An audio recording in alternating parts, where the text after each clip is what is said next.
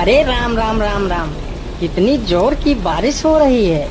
2 दिनों से यह बारिश तो रुकने का नाम ही नहीं ले रही है। मुझे लगता है अब जल्दी ही मेरी छत से पानी टपकने लगेगा। तभी उधर से एक शेर बारिश से परेशान होकर छिपने की जगह ढूंढते ढूंढते उसी किसान की झोपड़ी के पीछे बने तबेले में घुस जाता है, जिस तबेले में उस किसान के कुछ गधे बंधे हुए थे। अंधेरा ज्यादा होने के कारण शेर गधों को देख नहीं पाता है और उन्हीं के बीच जाकर खड़ा हो जाता है।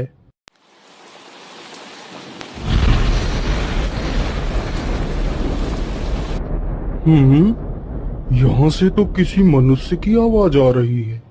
चलो चुपचाप बैठा रहता हूँ, जैसे ही यह आदमी मेरे करीब आएगा मैं इसे खा लूंगा। हाय हाय हाय, यह बारिश कब रुकेगी? ऊपर से यह टपका भी आ गया। अब मैं क्या करूं? इस टपके से कैसे बचूं? इतना तो डर मुझे शेर और बाघ से भी नहीं लगता है, जितना डर मुझे इस टपके से लगता है। अरे यह टपका कौन है?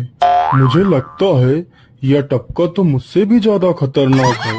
तभी तो यह आदमी शेर और बाघ से ज्यादा इस टपके से डर रहा है। चलो जल्दी से मैं यहाँ से निकल लेता हूँ, नहीं तो कहीं टपका ने मुझे देख लिया तो मेरी खैर नहीं।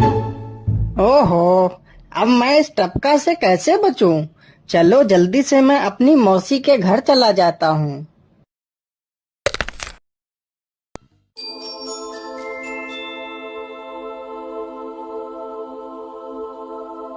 अरे चल चल गधे की औलाद, यहाँ पर छिपा हुआ बैठा है। अरे चल जल्दी। अरे ये क्या, जिसका डर था वही हुआ। यह टपका तो मुझ पर हावी हो गया।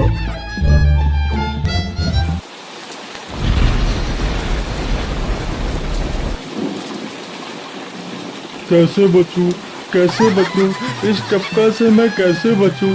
हे भगवान मेरी सहायता करो, मुझे इस टपका से बचाओ। मैं आज के बाद किसी प्राणी को नहीं मारूंगा। मैं मांसाहार छोड़ के शाकाहारी बन जाऊंगा। भगवान मेरी रक्षा करो।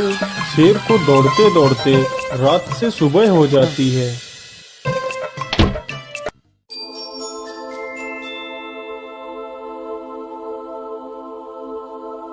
अरे देखो देखो, यह तो शेर की सवारी कर रहा है। अरे हाँ, सच में ये तो शेर की सवारी कर रहा है। इसे तो डर भी नहीं लगता है।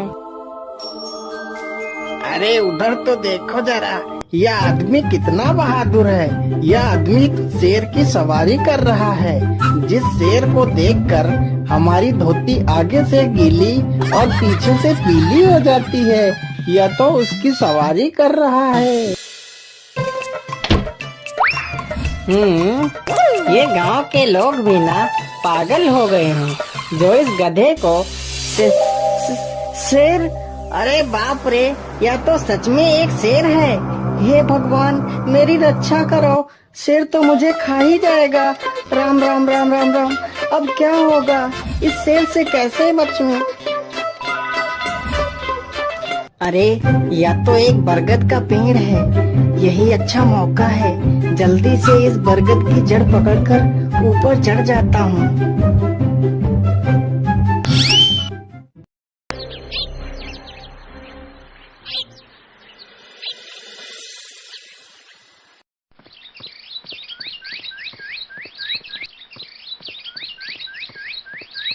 अरे शेर भैया, तुम इतनी जोर जोर से भागते हुए कहाँ जा रहे हो?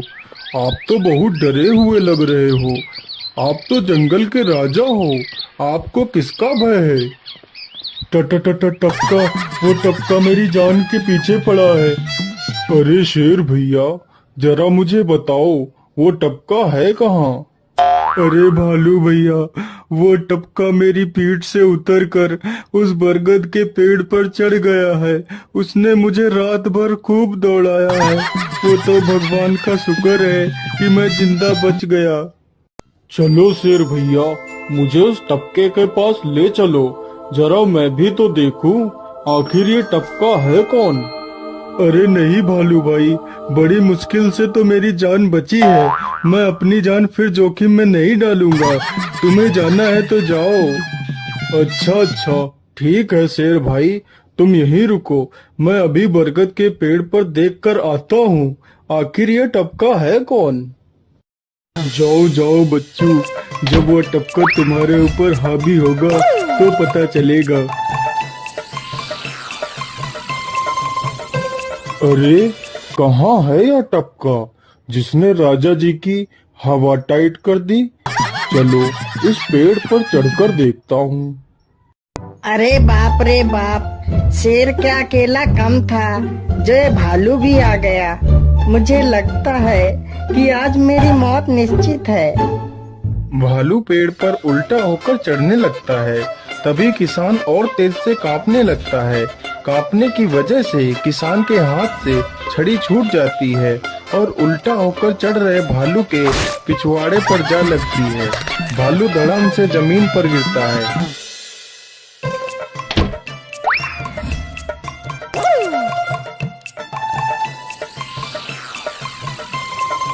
मुझे लगता है अब शेर और भालू दोनों भाग गए हैं। चलो अब जल्दी से यहाँ से निकल लेता हूँ।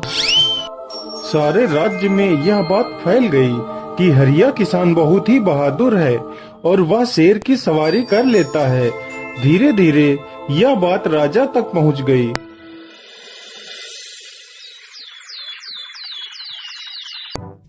महाराज, क्यों न हम पड़ोस के गांव से हरिया किसान को बुलवा लेते हैं। वह बहुत ही बहादुर है। उसके बहादुरी के चर्चे तो पूरे राज्य में हैं। मुझे पूरा विश्वास है वह इस काम को जरूर कर सकता है। वह इस दुष्ट शेर को जरूर पकड़ लेगा। सैनिकों, हरिया किसान को आदर पूर्वक हमारे दरबार में पेश किया जाए। महाराज, आपने हमें याद किया। बताइए क्या बात है। मालिक, हमसे कोई भूल हो गई क्या मालिक? नहीं हरिया, तुमसे कोई गलती नहीं हुई है।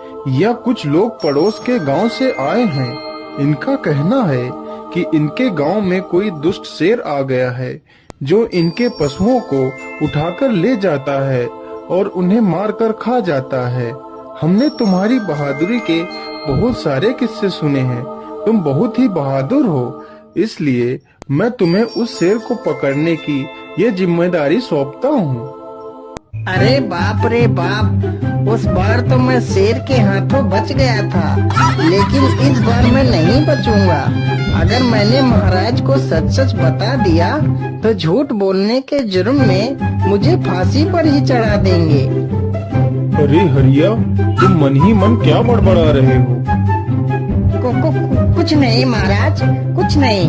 मैं सोच रहा था कि मैं शेर को कैसे पकड़ूं। ये लो हरिया, कुछ स्वर्ण मुद्राएं रख लो, ये तुम्हारे काम आएंगे। क्या करूं, कैसे पकड़ूं उस शेर को? ये महाराज ने भी मुझे कैसी दुविधा में डाल दिया है। क्या करूं, क्या करूं? हाँ, मिल गया। फिर हरिया बाजार से एक रस्सी और एक जाल तथा एक बकरी खरीद कर लाता है। चलो जल्दी से, मैं यहाँ पर एक गड्ढा खोद देता हूँ।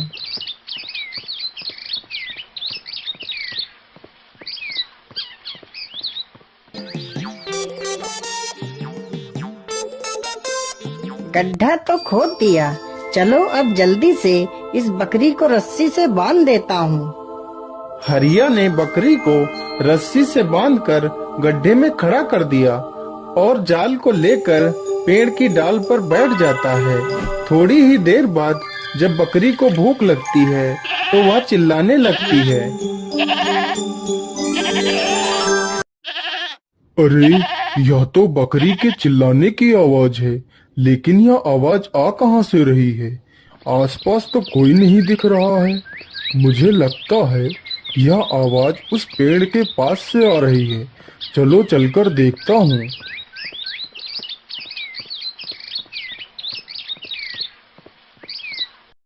अरे वाह, आज तो शिकार मेरे पास खुद चलकर आ गया।